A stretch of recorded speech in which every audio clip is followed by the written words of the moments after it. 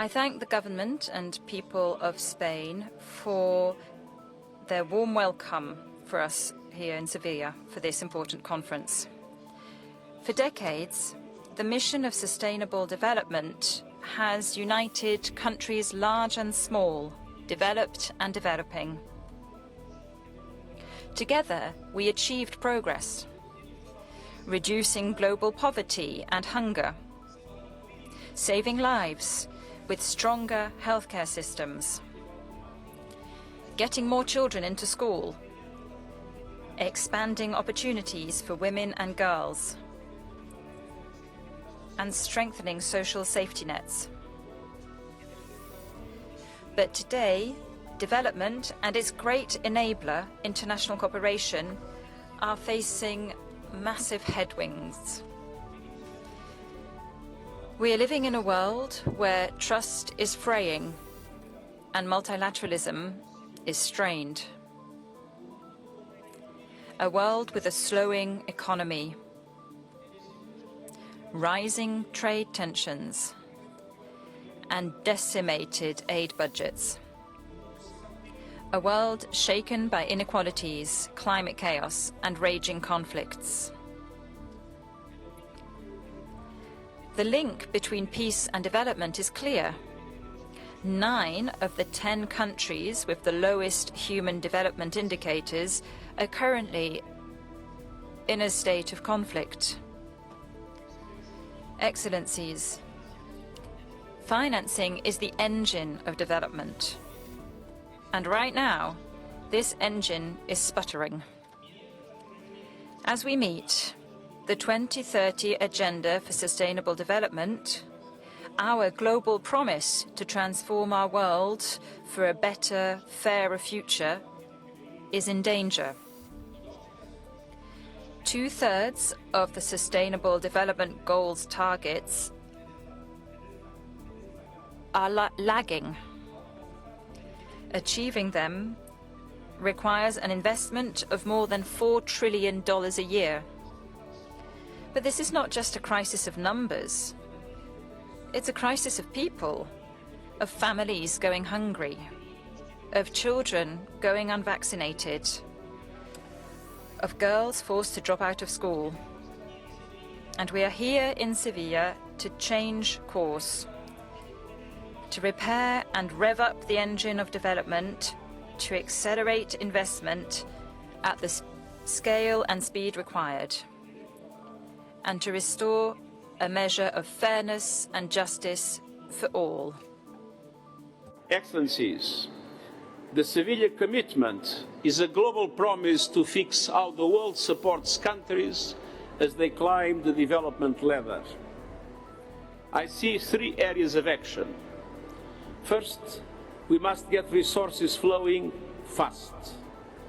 Countries must lead by mobilizing domestic resources and investing in areas of greatest impact: schools, healthcare, social protection, decent work, and renewable energy.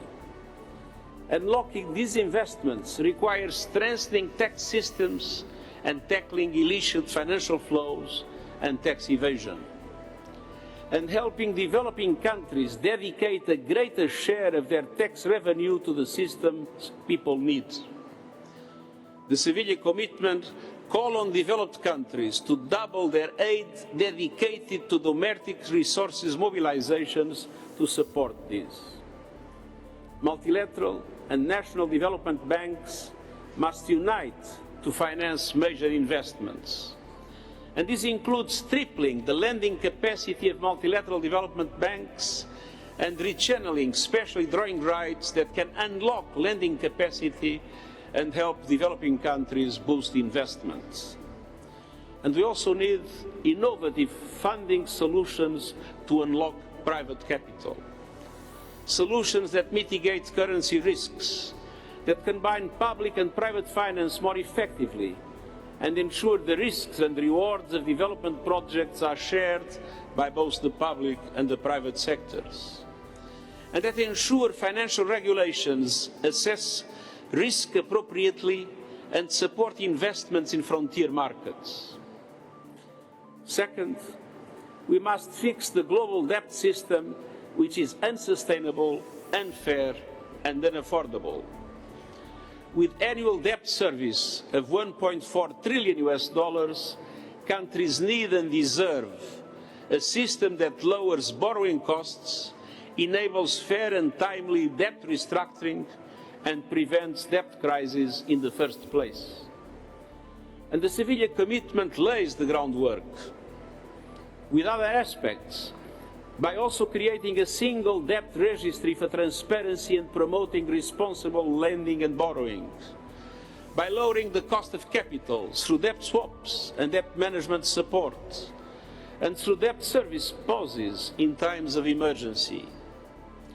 And third, we must increase the participation of developing countries in the institutions of the global financial architecture. The present major shareholders have a role to play, recognizing the importance of correcting injustices and adapting to a changing world. A new borrowers' forum will give voice to borrowers for fairer debt resolution and fairer debt resolution, and to foster transparency, shared learning, and coordinated debt action. And we need a fairer global tax system shaped by all, not just by a few. Excellencies, ladies and gentlemen, this conference is not about charity. It is about restoring justice and to facilitate the ability of all people to live in dignity. This conference is not about money. It is about investments in the future that we wish to build together. Thank you all for being a part of this important and ambitious effort.